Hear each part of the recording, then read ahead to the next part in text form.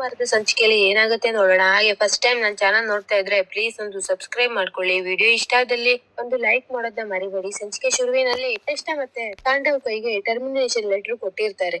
ಅವರಿಬ್ರು ಅದನ್ನ ಓಪನ್ ಮಾಡಿ ನೋಡಿ ಅದರಲ್ಲಿ ಟರ್ಮಿನೇಷನ್ ಹಾಗೆ ಇವತ್ತೇ ಅವರಿಗೆ ಆ ಕಂಪನಿಯಲ್ಲಿ ಕೊನೆ ದಿನ ಅಂತ ಇರುತ್ತೆ. ಅದನ್ನ ನೋಡ್ಕೊಂಡು ತುಂಬಾನೇ ಶಾಕ್ ಆಗ್ಬಿಟ್ಟು ಸರ್ ಏನ್ ಸರ್ ಇದೆಲ್ಲ ಅಂತ ತಾಂಡವ್ ಕೇಳ್ತಾನೆ. ಯಾಕೆ ನಿನ್ಗೆ ಓದಕ್ ಬರಲ್ವಾ ಅಂತ ಬಾಸ್ ಕೇಳಿದಾಗ ಸರ್ ಟರ್ಮಿನೇಷನ್ ಲೆಟರ್ ಅಂತ ಗೊತ್ತಾಯ್ತು, ಆದ್ರೆ ಟರ್ಮಿನೇಷನ್ ಮಾಡುವಂತ ಕೆಲಸ ನಾವೇನ್ ಮಾಡಿದೀವಿ ಸರ್. ಇಷ್ಟು ವರ್ಷದಿಂದ ನಿಯತ್ತಾಗಿ ಕೆಲಸ ಮಾಡ್ಕೊಂಡ್ ಬಂದಿದೀವಿ, ಆದ್ರೆ ಒಂದೇ ಸರಿಗೆ ನಮ್ಮನ್ನ ಕೆಲ್ಸದಿಂದ ಯಾಕೆ ಸರ್ ಕಿತ್ತಾಕಿತ್ತಿದ್ದೀರಾ ಅಂತ ತಾಂಡವ್ ಕೇಳಿದಾಗ ನೀವಿಬ್ರು ಸೇರ್ಕೊಂಡು ಭಾಗ್ಯನಿಗೆ ಮೋಸ ಮಾಡಿದೀರಾ, ಅದಕ್ಕೆ ನಿಮ್ಮನ್ನ ಕೆಲ್ಸದಿಂದ ಕಿತ್ತಾಕ್ತಿದೀವಿ ಅಂತ ಬಾಸ್ ವೈಫ್ ಹೇಳ್ತಾರೆ. ಅಂತ ಕೇಳಿಸ್ಕೊಂಡು ಸರ್ ಅದೆಲ್ಲ ನಮ್ ಪರ್ಸನಲ್ ಸರ್, ನಾನು ತಾಂಡವ್ನ ಇಷ್ಟಪಟ್ಟು ಮದುವೆ ಆಗಿದ್ದೀನಿ, ಅದೆಲ್ಲ ನಮ್ ಪರ್ಸನಲ್, ಅದಕ್ಕೂ ಕಂಪನಿಗೂ ಯಾವ ಸಂಬಂಧನೂ ಇಲ್ವಲ್ಲ ಸರ್. ಹಾಗಿರುವಾಗ ನೀವ್ ಹೇಗ್ ಸರ್ ನಮ್ಮನ್ನ ಕೆಲ್ಸದಿಂದ ಕಿತ್ತಾಕ್ತೀರಂತ ಶ್ರೇಷ್ಠ ಕೇಳಿದಾಗ ನಿಮ್ಮಂತವ್ರು ನಮ್ ಕಂಪನಿಯಲ್ಲಿ ಕೆಲಸ ಮಾಡ್ಬಾರ್ದು, ನಿಮ್ಮಂತವ್ರು ಇನ್ನು ನಮ್ ಕಂಪನಿಯಲ್ಲಿ ಇದ್ರೆ ನಮ್ ರೆಪ್ಯುಟೇಷನ್ ಹಾಳಾಗ್ ಹೋಗುತ್ತೆ, ನಿಮ್ಮಿಂದ ಇನ್ನ ಎಷ್ಟ್ ಜನ ಎಂಪ್ಲಾಯ್ಸ್ ಹಾಳಾಗ್ತಾರೋ ಏನು, ಅದಕ್ಕೆ ನಿಮ್ಮನ್ನ ಕೆಲಸದಿಂದ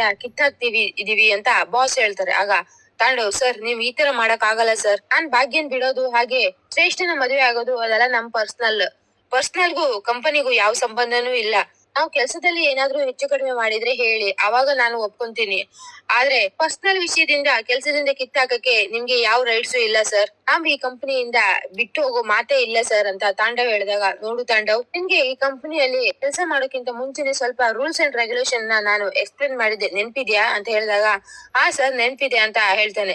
ಅದ್ರಲ್ಲಿ ಗಂಡ ಹೆಂಡತಿ ಇಬ್ರು ಒಂದೇ ಕಂಪನಿಯಲ್ಲಿ ಕೆಲಸ ಮಾಡ್ಬಾರ್ದು ಅಂತ ಇತ್ತು ತಾನೆ, ಹಾಗಿರುವಾಗ ನೀವಿಬ್ರು ಈಗ ಗಂಡ ಹೆಂಡತಿ ಆಗಿದ್ದಾಗ ಒಂದೇ ಕಂಪನಿಯಲ್ಲಿ ಅದ್ ಹೇಗ್ ಕೆಲಸ ಮಾಡ್ತೀರಾ, ನಮ್ ಕಂಪನಿ ರೂಲ್ಸ್ ಬ್ರೇಕ್ ಮಾಡ್ದಂಗ ಆಯ್ತಲ್ವಾ. ನಿಮ್ ಪ್ರಕಾರನೇ ಬರೋದಾದ್ರೆ ಕಂಪನಿ ರೂಲ್ಸ್ ಬ್ರೇಕ್ ಮಾಡೋದಕ್ಕೇನೆ ನಿಮ್ಮನ್ನ ಟರ್ಮಿನೇಷನ್ ಮಾಡ್ತಾ ಇದೀವಿ, ದಯವಿಟ್ಟು ಇಲ್ಲಿಂದ ಹೊರಡಿ ಅಂತ ಹೇಳಿದಾಗ ಸರ್ ಅದ್ ಹಾಗಲ್ಲ ಸರ್, ದಯವಿಟ್ಟು ಒಂದ್ ನಿಮಿಷ ನಮ್ ಮಾತ್ ಕೇಳಿ ಸರ್, ಇಷ್ಟು ವರ್ಷದಿಂದ ನಾವು ಕೆಲಸ ಮಾಡಿದೀವಿ, ಎಷ್ಟೊಂದ್ ಪ್ರಾಜೆಕ್ಟ್ ಗಳನ್ನೆಲ್ಲ ಹ್ಯಾಂಡಲ್ ಮಾಡಿದೀವಿ, ನಮ್ಮಿಂದ ಎಷ್ಟೋ ಪ್ರಾಫಿಟ್ ಕೂಡ ಆಗಿದೆ ಸರ್, ಹಾಗಿರುವಾಗ ನಮ್ಮನ್ನ ಯಾಕೆ ಸರ್ ಕೆಲಸದಿಂದ ಕಿತ್ತಾಕ್ತಾ ಇದೀರಾ, ಪ್ಲೀಸ್ ಸರ್ ಈ ರೀತಿ ಮಾಡ್ಬೇಡಿ ಸರ್ ಅಂತ ತಾಂಡವ್ ಕೇಳ್ತಾ ಇದ್ರೆ ತಾಂಡವ್ ನೀನು ಮುಂಚೆ ನಮ್ ಕಂಪನಿಗೆ ಅಸೆಟ್ ಆಗಿದ್ದೆ ನಾನ್ ನಂಬ್ಕೊಂತೀನಿ, ನಿನ್ನೆ ನಮ್ಗೆ ತುಂಬಾನೇ ಪ್ರಾಜೆಕ್ಟ್ ಸಿಕ್ಕಿದೆ, ಈ ಕಂಪನಿಗೆ ತುಂಬಾನೇ ಪ್ರಾಫಿಟ್ ಕೂಡ ಸಿಕ್ಕಿದೆ, ನಿನ್ನ ನಾನು ಮುಂಚೆ ಒಬ್ಬ ಒಳ್ಳೆ ವ್ಯಕ್ತಿ ತರ ನೋಡ್ತಿದ್ದೆ, ಅದು ಭಾಗ್ಯ ಪರಿಚಯ ಆದ್ಮೇಲೆ ಭಾಗ್ಯ ಅಂತ ಹೆಂಡತಿ ನಿನ್ ಜೀವನದಲ್ಲಿ ಇದ್ದಾಳೆ ಅಂತ ಗೊತ್ತಾದ್ಮೇಲೆ ಇನ್ನು ನಿನ್ ಮೇಲೆ ಗೌರವ ಜಾಸ್ತಿ ಆಗಿತ್ತು. ಯಾವಾಗ ನೀನು ಭಾಗ್ಯಂಗೆ ಮೋಸ ಮಾಡಿ ಈ ಶ್ರೇಷ್ಠನ ಮದುವೆ ಆದ್ಯೋ ಅವತ್ತೇ ನಿನ್ ಮೇಲಿರೋ ಗೌರವ ಎಲ್ಲ ಸತ್ತೋಯ್ತು ಅಂತ ಬಾಸ್ ವೈಫ್ ಹೇಳಿದಾಗ ಮೇಡಮ್ ಪ್ಲೀಸ್ ಮೇಡಮ್, ನಮ್ ಪರ್ಸನಲ್ ವಿಷಯಕ್ಕೆ ಪದೇ ಪದೇ ಮೂಗ್ ತೋರ್ಸೋದು ನನಗೆ ಇಷ್ಟ ಆಗಲ್ಲ. ತಾಂಡವ್ ನಾನು ಪ್ರೀತಿ ಮದುವೆ ಆಗಿದ್ದು, ಅವನಿಗೆ ಮುಂಚೆಯಿಂದನು ಭಾಗ್ಯ ಅಂದ್ರೆ ಇಷ್ಟ ಇರ್ಲಿಲ್ಲ, ಹಾಗಾಗಿ ನನ್ನನ್ನ ಇಷ್ಟಪಟ್ಟ ನಾವಿಬ್ರು ಮದುವೆ ಆಗಿದ್ವಿ, ಅದು ಭಾಗ್ಯನಿಗೆ ಇಲ್ದಿರೋ ಸಮಸ್ಯೆ ನಿಮ್ಗೇನ್ ಮೇಡಮ್ ಸಮಸ್ಯೆ ಆಗ್ತಿರೋದು ಅಂತ ಶ್ರೇಷ್ಠ ಕೇಳಿದಾಗ ಸಮಸ್ಯೆ ಆಗ್ತಿರೋದು ಯಾರಿಂದನೂ ಅಲ್ಲ ಶ್ರೇಷ್ಠ, ನಿನ್ನಿಂದಾನೆ. ಚೆನ್ನಾಗಿರೋ ಗಂಡ ಹೆಂಡತಿ ಮಧ್ಯೆ ನೀನ್ ಬಂದು ಎಲ್ಲಾನು ಹಾಳ್ ಮಾಡ್ಬಿಟ್ಟೆ, ಇನ್ನು ನಮ್ ಕಂಪನಿಯಲ್ಲಿ ಅದೇನೇನ್ ಅವಾಂತರ ಮಾಡಿಟ್ಟಿದ್ಯೋ ಯಾರಿಗ್ ಗೊತ್ತು. ನನ್ಗೆ ಜಾಸ್ತಿ ಆರ್ಗ್ಯುಮೆಂಟ್ ಬೇಕಾಗಿಲ್ಲ, ದಯವಿಟ್ಟು ನೀವ್ ಇಬ್ರು ಇಲ್ಲಿಂದ ಹೊರಡಿ ಅಂತ ಬಾಸ್ ವೈಫ್ ಹೇಳಿದಾಗ ಮ್ಯಾಮ್ ಪ್ಲೀಸ್ ಮೇಡಮ್ ನೀವಾದ್ರೂ ಒಂದ್ ಮಾತ್ ಕೇಳಿ ಮೇಡಮ್, ಅಚಾನಕ್ ಆಗಿ ನಮ್ಮನ್ನ ಕಂಪನಿಯಿಂದ ಕಿತ್ತಾಕ್ಬಿಟ್ರೆ ನಮ್ಗಿರೋ ಕಮಿಟ್ಮೆಂಟ್ ಗಳೆಲ್ಲ ಇರುತ್ತೆ ಮೇಡಮ್, ಹಾಗಾಗಿ ನಿಮ್ಗೆ ಸ್ವಲ್ಪ ದಿನ ಕಾಲಾವಕಾಶ ಕೊಡಿ ಅಂತ ತಾಂಡವ್ ಕೇಳ್ಕೊಂಡಾಗ ಆಗೋದಿಲ್ಲ, ಇವತ್ತೇ ನಿಮ್ಗೆ ಈ ಕಂಪನಿಯಲ್ಲಿ ಕೊನೆ ದಿನ, ದಯವಿಟ್ಟು ಹೊರಡಿ ಅಂತ ಹೇಳ್ದೆ ಅಂತ ಬಾಸ್ ಹೇಳಿದಾಗ ಮೇಡಮ್ ಪ್ಲೀಸ್ ಮೇಡಮ್ ಅಂತ ಶ್ರೇಷ್ಠ ಹೇಳಿದಾಗ ಹೊರಡ್ತೀರಾ ಇಲ್ಲ ಸೆಕ್ಯೂರಿಟಿನ ಕರಿಬೇಕಾ ಅಂತ ಬಾಸ್ ವೈಫ್ ಜೋರಾಗಿ ಹೇಳ್ತಾರೆ. ಆಗ ಬೇಡ ನಾವೇ ಹೊರಡ್ತೀವಿ ಅಂತ ತಾಂಡವ್ ಹೇಳ್ತಾನೆ. ಹಾಗೆ ಹೊರಡುವಾಗ ನಿಮ್ದು ಏನೇನ್ ಥಿಂಗ್ಸ್ ಇದೆ ಎಲ್ಲಾನು ತಗೊಂಡೋಗಿ, ಯಾಕಂದ್ರೆ ಪದೇ ಪದೇ ನೀವ್ ಈ ಕಡೆ ಬರೋದು ಇಷ್ಟ ಆಗಲ್ಲ. ಹಾಗೆ ಇನ್ನೊಂದು ವಿಷಯ, ಭಾಗ್ಯನಿಗೆ ಇನ್ನು ಮುಂದೆ ಏನಾದ್ರೂ ಸಮಸ್ಯೆ ಕೊಡಕ್ಕೆ ನೀವಿಬ್ರು ಹೊಂಚ್ ಹಾಕಿದ್ರೆ ಆ ವಿಷಯ ನಮ್ಗೆ ಏನಾದ್ರೂ ಗೊತ್ತಾದ್ರೆ ನಾವು ಬೇರೆ ತರನೇ ಆಕ್ಷನ್ ತಗೋಬೇಕಾಗತ್ತೆ. ಭಾಗ್ಯ ಈಗ ನಮ್ಮ ಎಂಪ್ಲಾಯಿಗೆ ಬೇರೆ ಯಾರಾದ್ರೂ ಕಷ್ಟ ಕೊಡ್ತಿರೋ ವಿಷಯ ನಮ್ಗ್ ಗೊತ್ತಾದ್ರೆ ನಾವು ನೋಡ್ಕೊಂಡು ಸುಮ್ನೆ ಇರೋದಿಲ್ಲ, ನಿಮ್ದು ಏನೇನ್ ಥಿಂಗ್ಸ್ ಇದೆ ಎಲ್ಲ ಎತ್ಕೊಂಡು ಈಗ್ಲೇ ಜಾಗ ಖಾಲಿ ಮಾಡ್ತಾ ಇರಿ ಅಂತ ಬಾಸ್ ವೈಫ್ ಹೇಳಿದಾಗ ಭಾಗ್ಯನ ತಾಂಡವ್ ಮತ್ತು ಶ್ರೇಷ್ಠ ಗುರಾಯಿಸ್ಬಿಟ್ಟು ಅಲ್ಲಿಂದ ಹೋಗ್ತಾ ಇರ್ತಾರೆ. ಈ ಕಡೆ ಕುಸುಮ ಹಾಗೆ ಧರ್ಮ ಮುಖ ನೋಡ್ತಿರುವಾಗ ಭಾಗ್ಯ ಅಲ್ಲಿಗ್ ಬಂದು ಕುಸುಮನ್ ಹೆಗಲ ಮೇಲೆ ಕೈ ಹಾಕಿದಾಗ ಮಗಳೇ ಇನ್ಮೇಲೆಲ್ಲ ಒಳ್ಳೇದೇ ಆಗುತ್ತೆ ನೋಡು, ನಿನ್ನನ್ನ ಬೀದಿಗೆ ತರಬೇಕು ಅಂತ ಕಾಯ್ತಾ ಇದ್ರು, ಈಗ ಅವರೇ ಬೀದಿಗೆ ಬಿದ್ದಿದ್ದಾರೆ ಅಂತ ಧರ್ಮ ಹೇಳ್ತಾನೆ. ಆದ್ರೂ ಮಾವ ಅಂತ ಹೇಳ್ತಿರುವಾಗ ನೋಡು ಇದಕ್ಕೂ ನಿನ್ಗೂ ಯಾವ ಸಂಬಂಧನೂ ಇಲ್ಲ, ಈ ವಿಷಯಕ್ಕೆ ನೀನ್ ಮೂಗ್ ತೂರ್ಸ್ಲೇ ಬೇಡ, ಇದನ್ನು ಹೇಳ್ತಾರಲ್ಲ ಮಾರಿದುಂಡು ಮರಾಯ ಅಂತ. ಹಾಗಾಯ್ತು, ಧರ್ಮ ಯಾರನ್ನು ಬಿಡೋದಿಲ್ಲ ಭಾಗ್ಯ, ಅದು ಈಗ ತಾಂಡವ್ ಮತ್ತೆ ಶ್ರೇಷ್ಠನ್ ಕಾಲಿಗೆ ಸುತ್ತಾಕೊಂಡಿದೆ ಅಷ್ಟೇ ಅಂತ ಕುಸುಮ ಹೇಳ್ತಾರೆ. ಈ ಕಡೆ ಬಾಸ್ ವೈಫ್ ಬಂದ್ಬಿಟ್ಟು, ಭಾಗ್ಯ ನೀನು ಇವತ್ತಿಂದನೇ ಕೆಲ್ಸ ಶುರು ಮಾಡ್ಕೊಳಮ್ಮ. ನಿಂದ ಏನಾದ್ರೂ ವಸ್ತುಗಳಿದ್ರೆ ಎಲ್ಲಾನು ತಗೋ ಬಂದು ಇಟ್ಕೊಂಡ್ಬಿಡು. ಇವತ್ತಿಂದ ಈ ಕ್ಯಾಂಟೀನ್ಗೆ ನೀನೇ ಓನರ್. ಯಾವ್ದಕ್ಕೂ ನೀನು ತಲೆ ಕೆಡ್ಸ್ಕೋಬೇಡ. ಏನಾದ್ರೂ ಸಮಸ್ಯೆ ಇದ್ರೆ ಒಂದ್ ಮಾತ್ ನನ್ನ ಹತ್ರ ಹೇಳು. ನಿನ್ ಬೆಂಬಲಕ್ಕೆ ಯಾವಾಗ್ಲೂ ನಾವ್ ಇರ್ತೀವಿ ಅಂತ ಬಾಸ್ ವೈಫ್ ಹೇಳಿದಾಗ ಅದನ್ನ ಕೇಳಿಸ್ಕೊಂಡು ಭಾಗ್ಯ ತುಂಬಾ ಖುಷಿಯಿಂದ ಕೈ ಮುಗ್ದು ಕಣ್ಣೀರ್ ಹಾಕ್ತಾ ಇರುವಾಗ, ನೋಡು ಇನ್ಮೇಲೆ ನೀನ್ ಕಣ್ಣೀರ್ ಹಾಕೋ ಕಾಲ ಎಲ್ಲ ಮುಗೀತು. ಇಷ್ಟು ದಿನ ನೀನ್ ಯಾವ ತರ ಸ್ಟ್ರಾಂಗ್ ಆಗಿದ್ಯೋ ಅದಕ್ಕಿಂತ ಡಬಲ್ ಸ್ಟ್ರಾಂಗ್ ಆಗಿರ್ಬೇಕು. ಏನೇ ಕಷ್ಟ ಬಂದ್ರು ನಿನ್ ಜೊತೆಗೆ ನಾನ್ ಇರ್ತೀನಿ ಅಂತ ಹೇಳ್ಬಿಟ್ಟು ಭಾಗ್ಯನ ತಪ್ಕೊಂತಾರೆ ಬಾಸ್ ವೈಫ್. ಈ ಕಡೆ ತಾಂಡವ್ ಮತ್ತೆ ಶ್ರೇಷ್ಠ ಇರೋ ಬರೋ ಥಿಂಗ್ಸ್ ನೆಲ್ಲ ತನ್ನ ಬಾಕ್ಸಿಗೆ ಡಬಾ ಡಬಾ ಅಂತ ಹಾಕೊಂತ, ಶ್ರೇಷ್ಠ ಏನಾಗೋಯ್ತಿದೆಲ್ಲ, ನಾನು ಆ ಭಾಗ್ಯನ ಬೀದಿ ತರ್ಬೇಕು ಅಂತ ಅನ್ಕೊಂಡಿದ್ರೆ ನಾವೇ ಬೀದಿಗ್ ಬಿದ್ಬಿಟ್ವಲ್ಲ, ಏನ್ ಮಾಡೋದು ಇವಾಗ ಅಂತ ಹೇಳಿದಾಗ, ತಾಂಡವ್ ಡೋಂಟ್ ವೆರಿ, ಇವ್ರದ್ದು ಒಂದೇನ ಕಂಪನಿ ಇರೋದು, ಪ್ರಪಂಚದಲ್ಲಿ ಬೇಕಾದಷ್ಟು ಕಂಪನಿ ಇದಾವೆ. ನಾವೇನ್ ಎಮ್ಮೆ ಭಾಗ್ಯನ್ ತರ ದಡ್ಡಿಯ ಅಥವಾ ಅನ್ಎಜುಕೇಟೆಡ್? ನಮ್ಗೆ ಬೇರೆ ಎಲ್ಲಾ ಕಡೆ ಕೆಲ್ಸ ಸಿಕ್ಕೇ ಸಿಗುತ್ತೆ. ಅದು ನಾವಿಬ್ರು ಒಳ್ಳೆ ಎಕ್ಸ್ಪೀರಿಯನ್ಸ್ ಬೇರೆ ಇದೀವಿ, ಬೇರೆ ಕಡೆ ಟ್ರೈ ಮಾಡೋಣ ಅಂತ ಶ್ರೇಷ್ಠ ಹೇಳ್ತಿರುವಾಗ, ಆದ್ರೂ ಶ್ರೇಷ್ಠ ಆ ಎಮ್ಮೆ ಈ ಕಂಪನಿ ಕಾಲಿ ಇಟ್ಬಿಟ್ಟು ನಮ್ಮಿಬ್ರನ್ನೇ ಇಲ್ಲಿಂದ ಹೊರಗಡೆ ಹಾಕ್ಬಿಟ್ಟಲ್ಲ, ಅವಳನ್ನ ಮಾತ್ರ ಸುಮ್ನೆ ಬಿಡ್ಬಾರ್ದು. ಅವಳಿಗೆ ತಕ್ಕ ಪಾಠ ಕಲಿಸ್ಬೇಕು. ಎಷ್ಟು ದಿನ ಮೆರಿತಾಳೋ ಮೆರೀಲಿ, ಒಂದೇ ಸರಿಗೆ ಅವಳಿಗೆ ಮಣ್ಣು ಮುಕ್ಕಿಸ್ತೀನಿ, ನೋಡ್ತಾ ಇರು ಅಂತ ತಾಂಡವ್ ಕೋಪದಿಂದ ಹೇಳ್ತಾ ಇರ್ತಾನೆ. ಈ ಟೈಮಲ್ಲಿ ಮತ್ತೆ ಬಾಸ್ PA ಬಂದ್ಬಿಟ್ಟು, ಆಯ್ತಾ ನಿಮ್ದೆಲ್ಲದು ಪ್ಯಾಕಿಂಗ್ ಆಯ್ತಾ?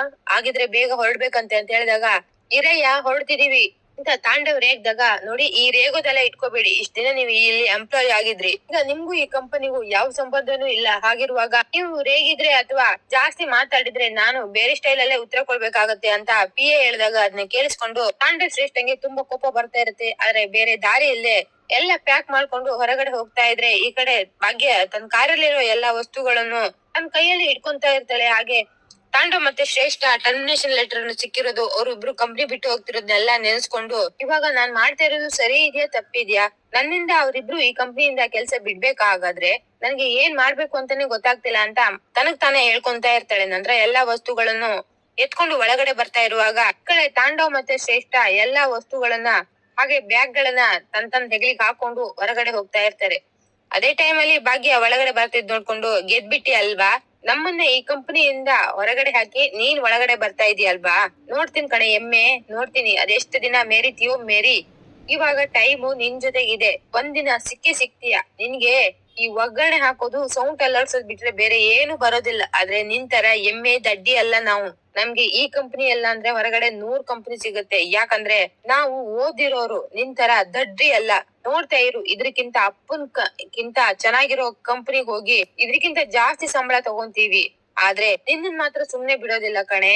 ಇಷ್ಟೆಲ್ಲ ಟಾರ್ಚರ್ ಕೊಟ್ಟಿರೋ ನಿನ್ಗೆ ನಿನ್ ಜಾಗ ಏನು ಅಂತ ತೋರ್ಸ್ತೀನಿ ಅಂತ ತಾಂಡವ್ ಹೇಳ್ದಾಗ, ಸರಿಯಾಗಿ ಹೇಳ್ದೆ ತಾಂಡವ್, ಇನ್ ಮುಂದೆ ನಿನ್ ಜೊತೆಗೆ ನಾನ್ ಇರ್ತೀನಿ, ನಿನ್ ಸೇಡ್ ತೀರ್ಸ್ಕೊಳಕ್ಕೆ ನಾನ್ ನಿನ್ಗೆ ಸಹಾಯ ಮಾಡ್ತೀನಿ. ಇಷ್ಟ ದಿನ ಇವಳ ವಿಷಯಕ್ಕೆ ನಾನು ಜಾಸ್ತಿ ಮೂಗ್ ಇರ್ಲಿಲ್ಲ, ಇವತ್ತಿಂದ ಇವಳಿಗೆ ಬುದ್ಧಿ ಕಲ್ಸೋದಷ್ಟೇ ನಿನ್ನ ಗುರಿ ಆಗಿರುತ್ತೆ ಅಂತ ಶ್ರೇಷ್ಠ ಹೇಳಿದಾಗ ಅದನ್ನ ಕೇಳಿಸ್ಕೊಂಡು ಭಾಗ್ಯ ಜೋರಾಗಿ ನಕ್ಬಿಟ್ಟು, ಮುಗಿತಾ? ಅಲ್ಲ, ನಿಮ್ಮಿಬ್ರಿಗೂ ಎಷ್ಟು ಕೋಪ ಬಂದಿದೆ ಅಂತ ಇದ್ರಲ್ಲೇ ಅರ್ಥ ಆಗುತ್ತೆ. ಬರ್ಬೇಕು, ಇನ್ನ ಜಾಸ್ತಿ ಕೋಪ ಬರ್ಬೇಕು ನಿಮ್ಗೆ. ಯಾಕಂದ್ರೆ ಎಷ್ಟಾದ್ರೂ ಇನ್ನೊಬ್ರು ಮನೆ ಹಾಳ್ ಮಾಡಿ ನೀವು ಖುಷಿ ಪಡೋರಲ್ವಾ, ಇವಾಗ ಆ ದುಃಖ ನಿಮ್ಗೆ ಆಗ್ತಿದೆ, ಎಷ್ಟು ಕಷ್ಟ ಅನ್ಭವಿಸ್ತಿದ್ದೀರಂತ ಇವಾಗ ನಿಮ್ಗೆ ಅರ್ಥ ಆಗತ್ತಾ? ಇನ್ನೊಬ್ರಿಗೆ ನೋವು ಕೊಡೋಕ್ಕಿಂತ ಮುಂಚೆ ನಾವು ಮನುಷ್ಯರು, ಮುಂದೆ ನಮ್ಗೂ ನೋವು ಆಗ್ಬಹುದು ಅಂತ ಯೋಚನೆ ಮಾಡಿರ್ಬೇಕು. ಅಲ್ಲ, ಒಂದ್ ಮಾತ್ ಹೇಳಿ, ಯಾವತ್ತಾದ್ರೂ ನಾನು ನಿಮ್ಮಿಬ್ರಿಗೆ ತೊಂದ್ರೆ ಕೊಡಕ್ಕೆ ಬಯಸಿದ್ನ? ಯಾವತ್ತಾದ್ರೂ ನಿಮ್ ಕಣ್ಮುಂದೆ ಬಂದು ನಾನ್ ಹಾಗ್ ಮಾಡಿದೀನಿ ಹೀಗ್ ಮಾಡಿದೀನಿ ಅಂತ ಏನಾದ್ರೂ ಹೇಳಿದ್ನ? ನೀವ್ ಹಾಗೆ ನಾನ್ ಮಾಡೋ ಪ್ರತಿ ಒಂದ್ ಕೆಲ್ಸಕ್ಕೂ ಕಲ್ ಹಾಕ್ತಾ ಬಂದ್ರಿ. ಅದು ಒಂದ್ಸರಿ ಅಲ್ಲ, ಬೇಕಾದಷ್ಟು ಸರಿ ನನ್ನನ್ನ ಕೆಳಗಡೆ ಬೀಳ್ಸಕ್ಕೆ ಟ್ರೈ ಮಾಡಿದ್ರಿ. ಆದ್ರೆ ನಾನು ನೀವ್ ಯಾವಾಗೆಲ್ಲ ಬೀಳ್ಸಕ್ಕೆ ಟ್ರೈ ಮಾಡಿದ್ರು ಅವಾಗೆಲ್ಲ ಮತ್ತೆ ಎದ್ದು ನಿಮ್ ಮುಂದೆ ತಲೆ ಎತ್ತಿ ನಿಂತಿದ್ದೀನಿ.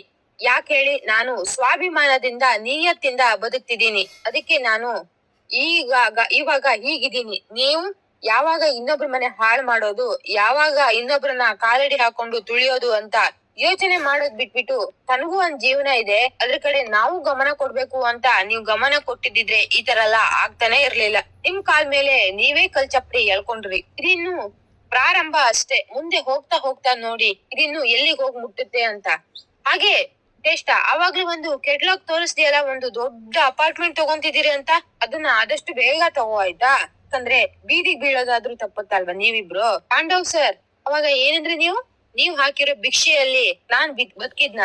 ಹೌದು, ನೀವು ನಿಜ ಹೇಳಿದ್ರಿ. ನೀವು ಹಾಕಿರೋ ಭಿಕ್ಷೆಯಲ್ಲೇ ನಾನ್ ಬದುಕಿದ್ದೆ. ಯಾಕಂದ್ರೆ ನಿಮ್ಮನ್ನ ನನ್ ಗಂಡ, ನಾನು ನಿಮ್ಮನ್ನ ನನ್ನವರು ಅಂತ ಭಾವಿಸ್ಕೊಂಡಿದ್ದೆ. ನೀವು ದುಡ್ದಿರೋದು ಹಾಗೆ, ನೀವು ನನ್ನವರು ಅಂತ ಅನ್ಕೊಂಡಿದ್ದೆ ನೋಡಿ. ಅದಕ್ಕೆ ಅದ್ರಲ್ಲಿ ನನ್ಗೂ ಹಕ್ಕಿದೆ ಅಂತ ನಾನು ಆ ಜೀವನನ ಅನುಭವಿಸ್ತಿದ್ದೆ. ಹಾಗಂತ ನಾನ್ ನಿಮ್ ಹತ್ರ ಆವತ್ತು ಕೂಡ ಇವತ್ತು ಕೂಡ ₹1 ಕೈ ಚಾಚಿ ಕೇಳ್ದವಳಲ್ಲ. ನನಗ್ ಏನ್ ಸಿಕ್ಕಿತ್ತು ಅದ್ರಲ್ಲಿ ನಾನು ತೃಪ್ತಿ ಪಡ್ಕೊಂಡಿದ್ದೆ. ಹಾಗೆ ನೀವು ಯಾವತ್ತು ನನ್ನವ್ರ ಅಲ್ಲ ಅಂತ ಗೊತ್ತಾಯ್ತು ಆವತ್ತೇ ಲಾಸ್ಟ್. ನೀವು ಕೊಟ್ಟಿರೋ ಪ್ರತಿ ಒಂದ್ ವಸ್ತುನು ನಾನು ಎಲ್ಲಾನು ನಿಮ್ಗೆ ವಾಪಸ್ ಕೊಟ್ಟಿದ್ದೀನಿ. ಹೌದು, 4-6 ಸೀರೆ ಇಟ್ಟಿರ್ಬಹುದು ನೀವು, ರೇಷ್ಮೆ ಸೀರೆಗಳು, ಅದು ಮನೇಲೇ ಇದೆ, ಬೇಕಾದ್ರೆ ಹೇಳಿ, ಅದನ್ನು ವಾಪಸ್ ಕೊಡ್ತೀನಿ ನಿಮ್ ಹೆಂಡತಿ ಕೊಡುವಂತೆ ಅಂತ ಭಾಗ್ಯ ಹೇಳಿದಾಗ, ನನ್ಗೇನೆ ಬಂದಿರೋದು, ನೀನ್ ಉಟ್ಕೊಂಡಿರೋ ಸೀರೆನ ನಾನ್ ತಗೊಳಕ್ಕೆ ಅಂತ ಶ್ರೇಷ್ಠ ಹೇಳಿದಾಗ ಭಾಗ್ಯ ಜೋರಾಗಿ ನಕ್ಬಿಟ್ಟು, ಅಲ್ಲ ಸೀರೆಗೆ ಹೀಗೆ ಹೇಳು ನೀನು, ನನ್ ಗಂಡನ್ನೇ ನೀನ್ ಮದ್ವೆ ಆಗಿದ್ಯಲ್ಲ, ಅವ್ರು ಸೆಕೆಂಡ್ ಹ್ಯಾಂಡ್ ಅಂತ ನಿನಗೆ ನೆನ್ಪಿರ್ಲಿಲ್ವಾ ಶ್ರೇಷ್ಠ? ನೀನೀಗ ಮದ್ವೆ ಆಗಿದ್ಯಲ್ಲ, ಅವ್ರು ಮೊದ್ಲು ನನ್ ಗಂಡ ಆಗಿದ್ರು, ಅದಾದ್ಮೇಲೆ ನೀನು ಅವ್ರನ್ನ ಮದ್ವೆ ಆಗಿ ನಿನ್ ಗಂಡ ಮಾಡ್ಕೊಂಡಿರೋದು. ಹಾಗೂ ನೋಡಿದ್ರೆ ಅವರು ಕೂಡ ಸೆಕೆಂಡ್ ಹ್ಯಾಂಡೇ ಆಗಿದ್ಬಿಟ್ರು ನಿನ್ ಪಾಲಿಗೆ. ಈಗ ಸೀರೆ ತಗೊಂಡು ಉಡೋದ್ರಲ್ಲಿ ಏನಿದೆ ಅಮ್ಮ ತಪ್ಪು ಅಂತ ಭಾಗ್ಯ ಹೇಳಿದಾಗ, ಭಾಗ್ಯ ತುಂಬಾ ಜಾಸ್ತಿ ಮಾತಾಡ್ತಿದ್ಯಾ ಅಂತ ತಾಂಡವ್ ಹೇಳ್ತಾನೆ. ಅಯ್ಯೋ, ಇದು ತುಂಬಾ ಕಡಿಮೆನೆ ತಾಂಡವ್ ಸರ್, ನಿಮ್ಮಷ್ಟು ನಾನು ಮಾತಾಡೋದೇ ಇಲ್ಲ. ಮಾತಾಡೋಕೆ ನನ್ಗೆ ಟೈಮ್ ಕೂಡ ಇಲ್ಲ. ಯಾಕಂದ್ರೆ ನನ್ಗೆ ಮಾಡೋದಕ್ಕೆ ಬೇಕಾದಷ್ಟು ಕೆಲ್ಸ ಇದೆ. ನೀವಾದ್ರೂ ಈಗ ತುಂಬಾ ಫ್ರೀ ಆಗಿದ್ದೀರಾ. ಯಾಕೇಳಿ, ನಿಮ್ ಹತ್ರ ಮಾಡೋದಕ್ಕೆ ಯಾವ ಕೆಲ್ಸನೂ ಇಲ್ವಲ್ಲ, ಅದಕ್ಕೆ ನಾನು ಬರ್ತೀನಿ. ಹಾಗೆ ತಾಂಡವ್ ಸರ್, ಊಟಕ್ಕೆ ಏನಾದ್ರೂ ಕೊರತೆ ಆದ್ರೆ ಹೇಳಿ, ಇಲ್ಲಿ ಕ್ಯಾಂಟೀನ್ ಓಪನ್ ಮಾಡಿದ್ರು ಕೈ ತುತ್ತು ಸರ್ವಿಸ್ ಓಪನ್ ಆಗೇ ಇರುತ್ತೆ. ದುಡ್ಡು ಇರ್ಲಿಲ್ಲ ಅಂದ್ರೂ ಪರವಾಗಿಲ್ಲ, ಫ್ರೀ ಆಗೇ ಊಟ ಕೊಡ್ತೀನಿ, ಬರ್ಲಾ ಅಂತ ಹೇಳ್ಬಿಟ್ಟು ಭಾಗ್ಯ ಅಲ್ಲಿಂದ ಹೋದ್ರೆ, ಈ ಕಡೆ ತಾಂಡವ್ ಮತ್ತೆ ಶ್ರೇಷ್ಠ ಸುಮ್ಮನೆ ಕೋಪ ಮಾಡ್ಕೊಂಡು ಡ್ಯಾಮಿಡ್ ಅಂತ ನೆಲಕ್ಕೆ ಕಾಲ್ ಕುಡ್ತಾ ಇರ್ತಾರೆ. ಅಲ್ಲಿಗೆ ಈ ಸಂಚಿಕೆ ಮುಕ್ತಾಯವಾಗುತ್ತೆ.